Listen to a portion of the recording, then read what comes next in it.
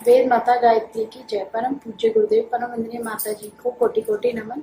मेरा नाम योगिता है, मैं मेरठ से हूँ और मेरे पापा ललिता प्रसाद जी कल्याण नगर मेरठ के वरिष्ठ संस्थापक सदस्यों में से रहे हैं और मुझे बचपन से ही आध्यात्मिक वातावरण मिला है। तो मैं पापा बचपन से मैं देखती आ रही हूँ कि वो गायत्री मंत्र लेखन करते थे।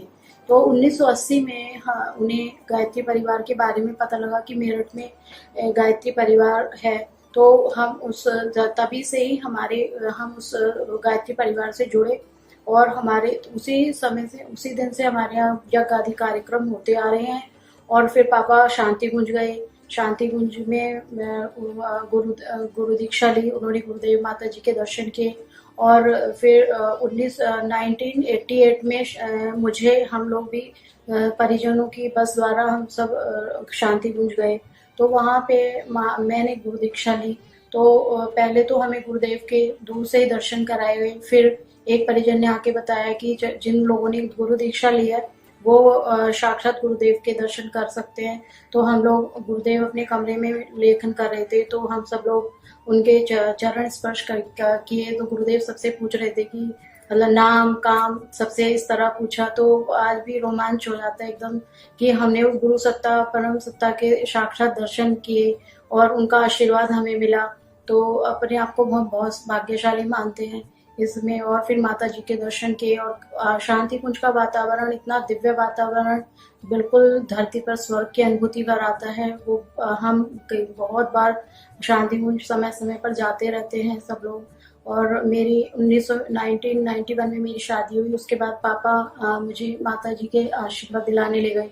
तो मेरे ससुराल में भी तब से ही हम लोग गायत्री परिवार में, सास ससुर ने भी दीक्षा ली और तब से ही हम गायत्री परिवार से यहाँ भी सब जुड़ गए। तभी कोई भी मांगलिक कार्यक्रम होता है तो हम यज्ञ से ही हमारा शुरू होता है। तो मैं अपने अनुभव यही बताना चाह रही हूँ। कुछ ऐसी कभी जीवन में ऐसी घटनाएं आती हैं, कभी मन परेशान होता है तो मैंने साक्षात अपना अनुभव ये है मेरा कि मैं गुरुदेव का सानिध्य मुझे मिलता है और मुझे साक्षात लगता है कि गुरुदेव मेरी मदद रक्षा कर रहे हैं, मदद कर रहे हैं। कभी ऐसा एक दो बार ऐसा अनुभव हुआ कि मेरी बेटी बाहर थी, वो बॉम्बे गई थी ऑफिस के काम से। तो उसकी ट्रेन बिल्कुल छूटने वाली हो रही थी, बिल्कुल ट्रैफिक इतना ज़्यादा था रास्ते में। तो कह रही कि मम्मी लग रहा है कि आज ट्रेन छूट जाएगी। तो मतलब मैं तो बस गुरुदेव के सामने मंत्र लेखन ही करती रही। बस मैंने गुरुदेव पर छोड़ दिया कि गुरुदेव आज आपको ही सब कुछ करना है, आप ही सब सही करेंगे। उसके बाद मैं मंत्र लेखन करती रही।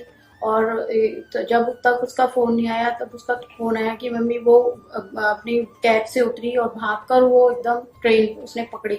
तो ये सब कुछ ऐसा लगा कि बस गुरुदेव हमेशा मेरे साथ हैं और वो हमेशा मेरी रक्षा करते हैं।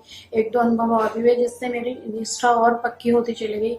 और अखंड ज्योति और युग निर्माण पत्रिका ऐसी है कि हमें अपने सारे सवालों के जवाब उसमें मिलते हैं जब भी। और गुरुदेव का इतना साहित्य है तो हमें सबको ही, मैं भी पढ़ती हूँ और हम सबको ही गुरुदेव का साहित्य उनके के रूप में आज भी हमारे सामने ही है, हमारे आसपास है। तो हमें पूर्ण विश्वास के साथ अपने गुरु सत्ता परम वंदनीय माता जी पर पूरी श्रद्धा रखनी चाहिए और उनको उनके आदेशों का पालन करते रहना चाहिए।